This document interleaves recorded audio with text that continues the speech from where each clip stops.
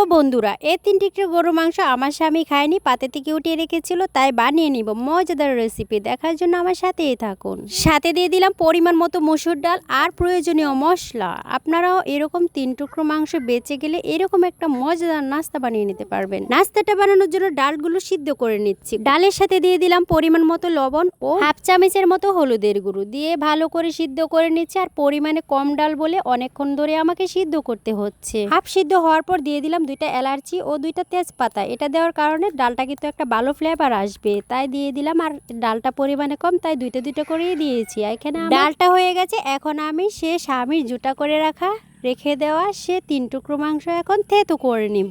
এমন ভাবে থেতু করবার জন্য হাতের সাহায্যে ঝুরি ঝুরি করা যায়, মানে ছিঁড়ে ছিঁড়ে নেওয়া যায়।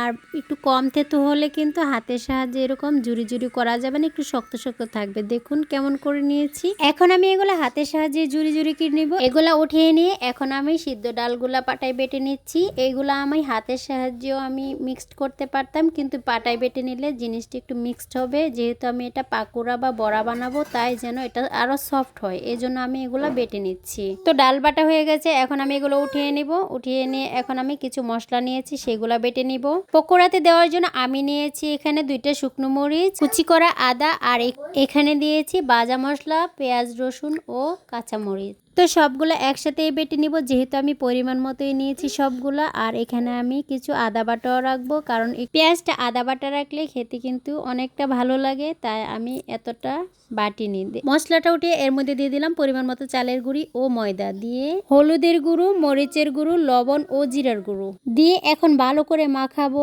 আর মাখাবো। এটা মানে মাখার কোনো বিকল্প নেই। যেহেতু এখানে গরুর মাংস দেওয়া আছে, তাই এটা ভালো করে মাখাতে হবে। আর এই কাজটা কিন্তু হাতের সাহায্যেই করতে হবে, এখানে কোনো পাটা বা ব্লেন্ডার ইউজ করা যাবে না। এই ডোটা মাখাতে কিন্তু অনেকটা সময় নেবে, যেহেতু এখানে মাংস দেওয়া আছে, তাই এটাকে সফট করার জন্য অনেকক্ষণ মেখে নিচ্ছি।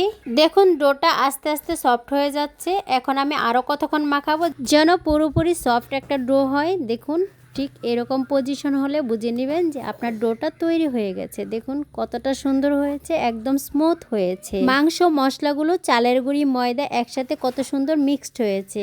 এর মধ্যে মাংসটা কেমন ঝুরি ঝুরি হয়ে আছে। আর এটা পাকোড়া বানিয়ে ভাজার পর খেতে কিন্তু দারুণ লাগবে। মাংসটা মুখে পড়লে খেতে খুবই ভালো লাগবে। মাখামাখির কাজ শেষ। এখন আমি এগুলা ভেজে নিব, তাই আমি ফ্রাই প্যানে তেল গরম করে নিচ্ছি।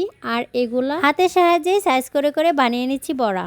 দেখুন ঠিক এরকম করে করে এখন আমি অনেকগুলো একসাথে জমিয়ে নিয়ে তারপরে ভাজবো, তা না হলে একটা একটা করে কিন্তু এগুলো ভাজা যায় না। তো আমার সবগুলো বানানো হয়ে গেছে, এখন আমি ভেজে নিব বন্ধুরা। তো পাকোড়াগুলো দেখতে দেখুন কতটা মজার হয়েছে, কতটা লোভনীয় হয়েছে, একদমই মুচমুচা হয়েছে বন্ধুরা। বাসায় একবার বানিয়ে দেখবেন আর খেয়ে বলবেন আপু সত্যিই বলেছিল নাস্তাটা খুবই মজার। ভিডিওটি ভালো লাগলে কিন্তু লাইক কমেন্ট করতে ভুলবেন না। সো আজকের মতো এ পর্যন্তই। আল্লাহ হাফেজ।